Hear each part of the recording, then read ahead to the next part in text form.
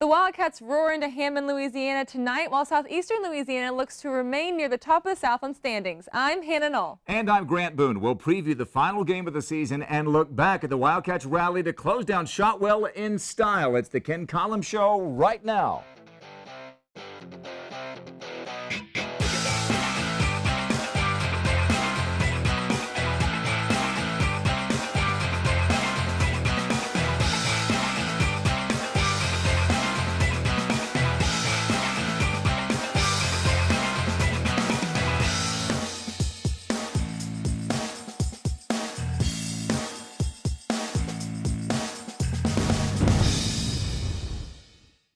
Welcome to the 11th and final week of the Ken Collums Show presented by Lawrence Hall. I'm Grant Boone alongside ACU junior journalism major Hannah Knoll and the head football coach at ACU, Ken Collums. ACU closes the book on the 2016 season tonight down in Hammond, Louisiana against the Southeastern Louisiana University Lions. Last week, coach, your team wrote a nice final chapter in the Wildcats' Shotwell story, 25-22 over Northwestern State. Wasn't always pretty, certainly wasn't perfect, but aren't those wins kind of satisfying in their own way? Any win is satisfying at this point, and it takes a whole lot to win a college football game. There's so many things that go into play for both teams, and both us and Northwestern had kind of been through some stuff this year, and our guys were able to play well enough down the stretch to win. Coach, you talk about how this program doesn't just build better football players, but it's growing boys into men.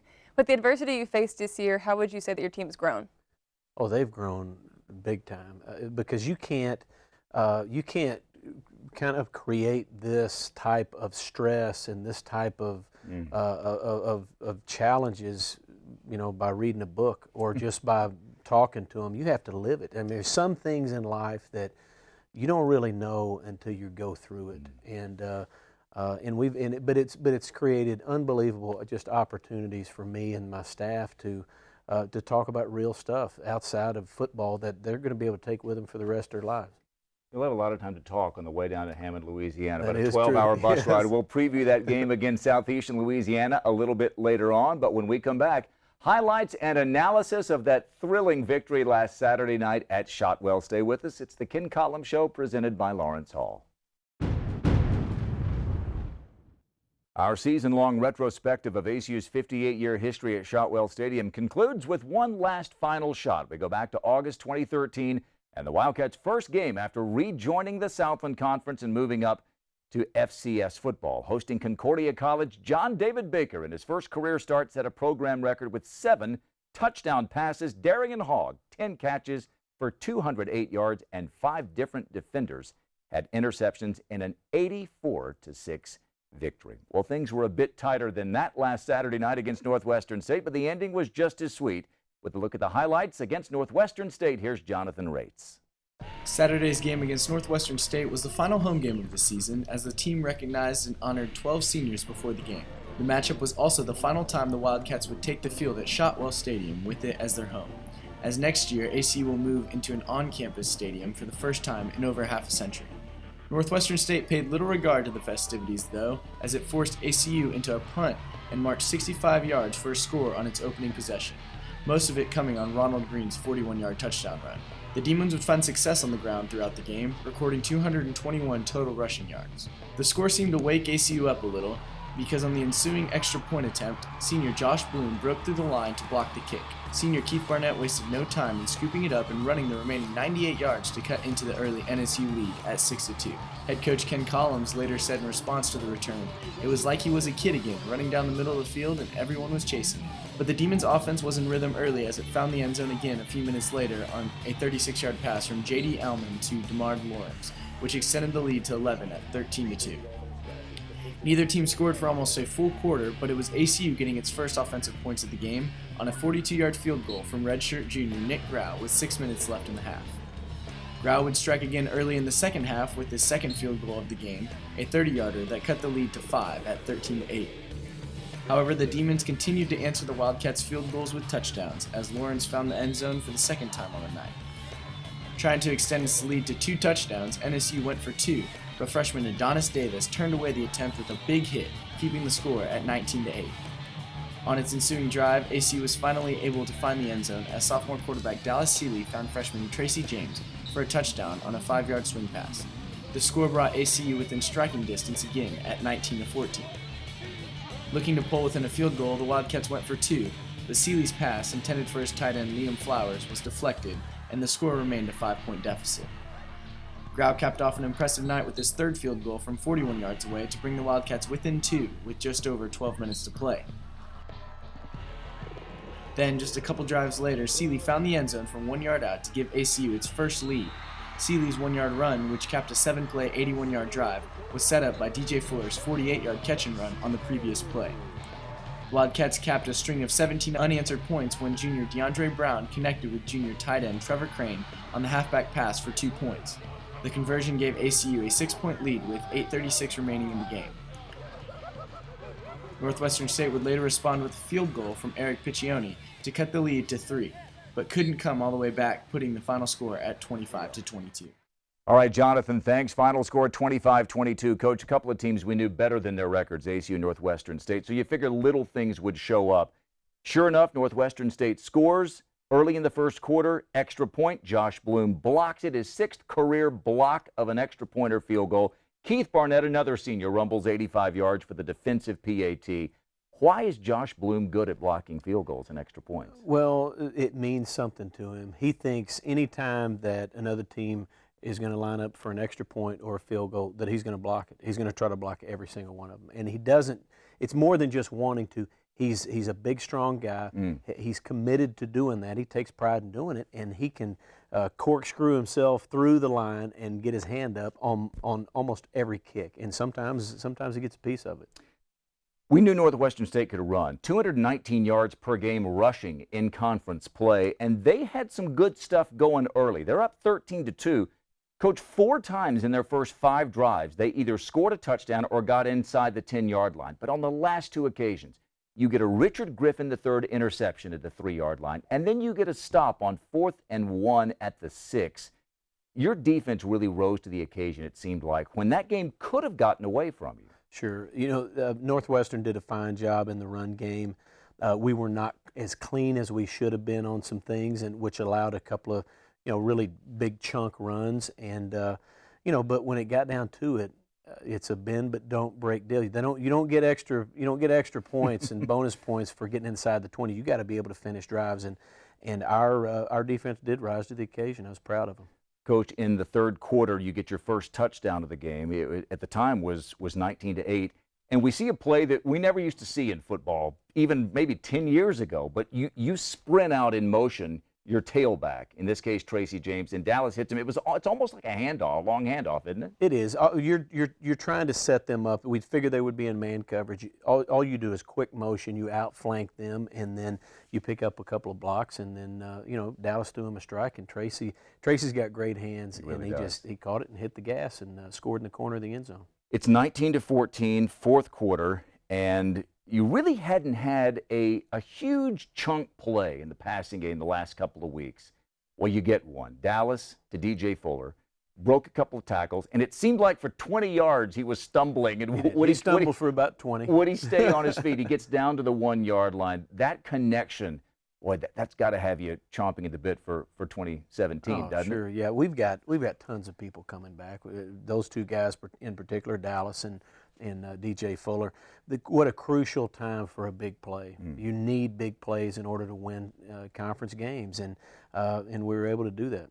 Dallas finished it off with his 6th rushing touchdown as a quarterback. That's among the best in ACU history. Coach, 25-22, they kick a field goal to get it within 3. They kick off to you with 4 minutes and 22 seconds to go. They talk about the 4-minute offense for a team. Can they run the clock out when they've got the lead? And it was textbook. Yes. What makes you proud as a head coach is when you're in that position and you're able to get first down, game over. And we did it in an unconventional way. Coach Young started using a scheme that we don't use much, but he had a good feeling about it, which allows Dallas to be able to carry the ball. And he was the main guy on that drive with decision making and running for first downs and protecting the ball. Well, congratulations. A great way to finish out ACU's 58 years at Shotwell Stadium. When we come back, we will salute ACU's seniors as they prepare for their final game tonight. But as we go to break, take a look at last week's scores from around the Southland Conference.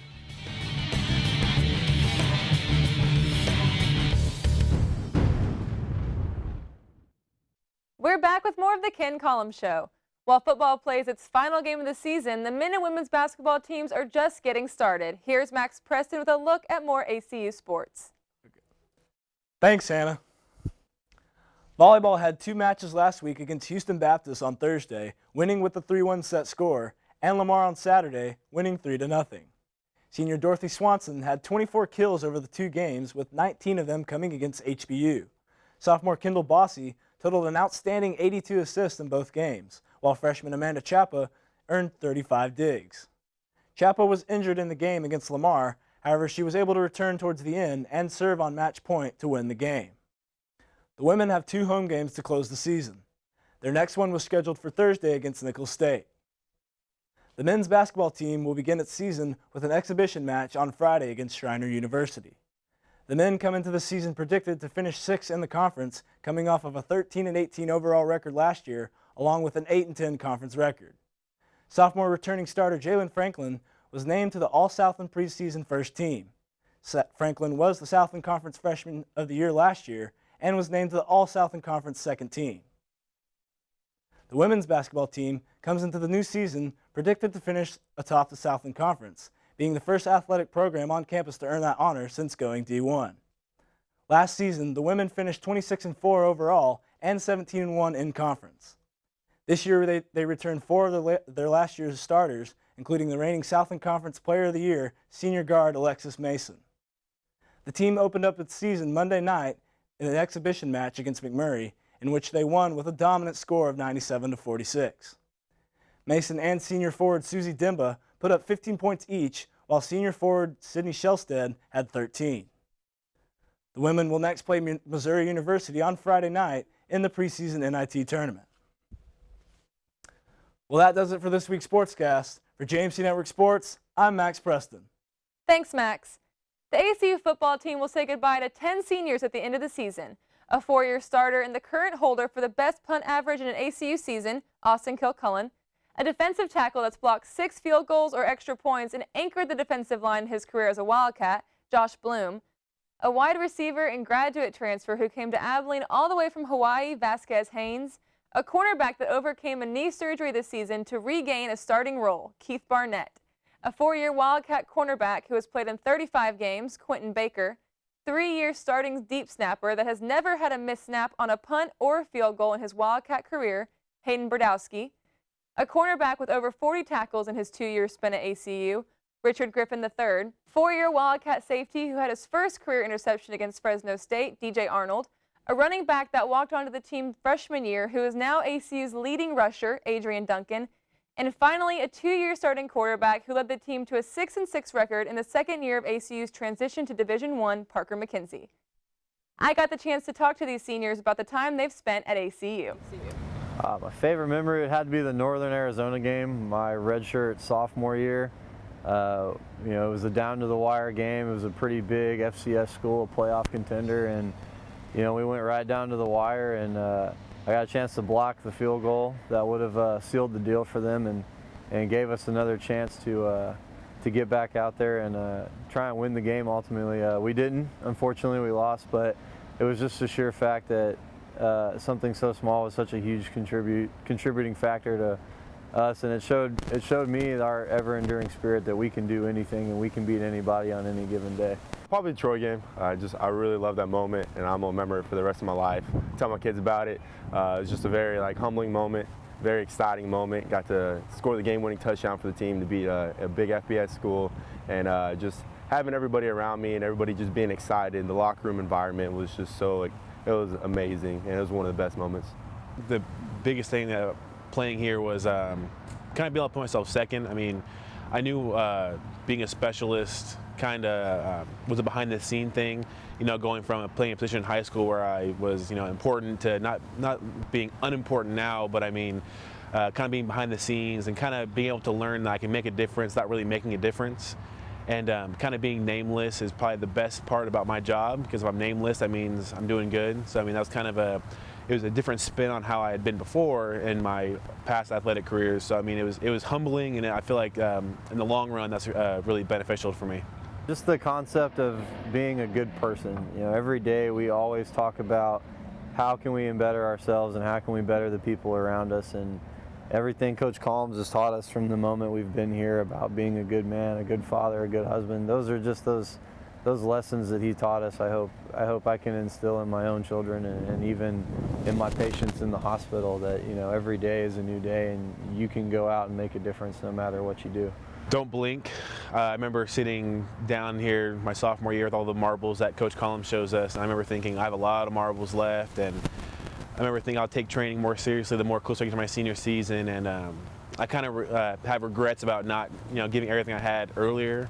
Not that I didn't try my hardest, but I feel like there was some stuff I could have tried a little harder at, and take every little moment in, because you never know when, you know, it could be your last game, something could happen, you don't know, and college football is something that everyone dreams about. So I mean, I think it's important also to remember that you're living someone's dream, because someone out there isn't doing what you're doing, and I think it's important to kind of step back and reflect sometimes about how blessed we really are to be playing Division I football.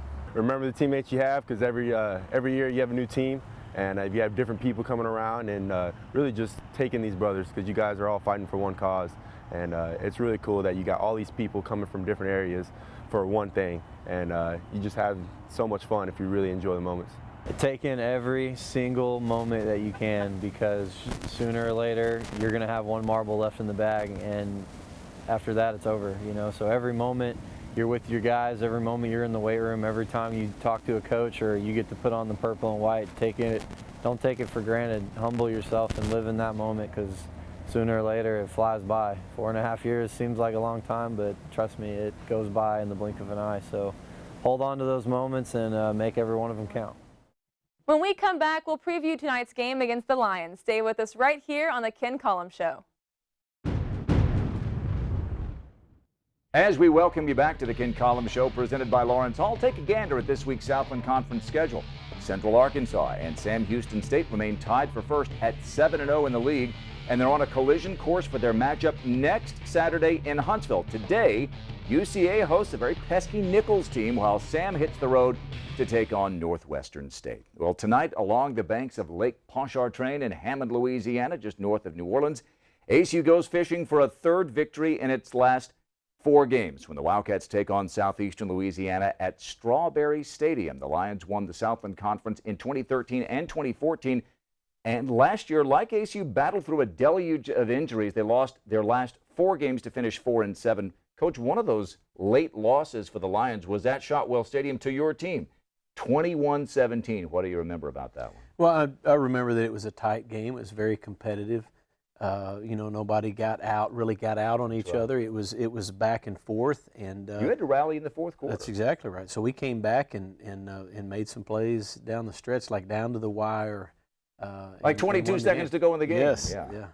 Crazy. The Lions defense does a good job about putting pressure on the quarterbacks with 18 sacks on the season. So how is your offense preparing for that?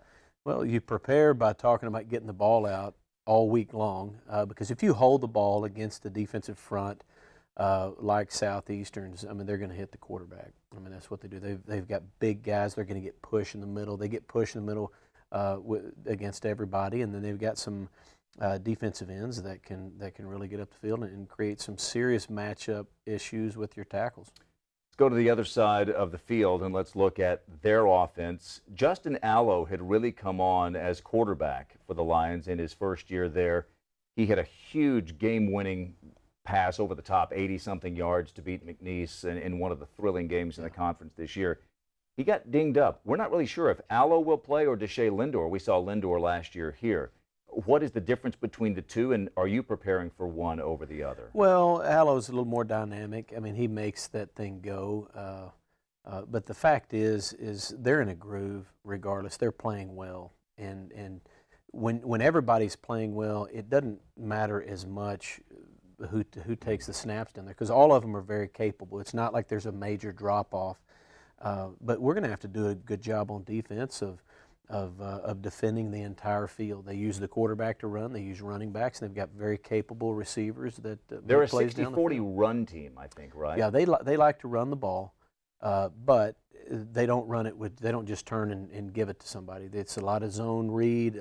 3 different people could get it. 4 different people could get it on a single play, and they do a fine job of putting pressure on you by doing that. Back to that long bus ride. For me, the longer the trip, the more anxious I get. What do you think is the toughest part for your team? A long trip is a long trip, but the thing is, what's cool with me is that we get to hang out with our guys for that much longer. I mean, it's a positive. I mean, it's different because it's we'll take 2 days to travel, but it's a situation where we get to hang out and have meaningful conversations with our guys outside of practice. So I think it'll be a positive. And if you win, kind of doesn't matter how long the bus ride back is. No, does it? no, that alleviates a lot when you win a game. Well, it's been a great season here on the Ken Collums Show. You are better than any coach I could ever imagine at this, coming in here and dissecting and talking about games.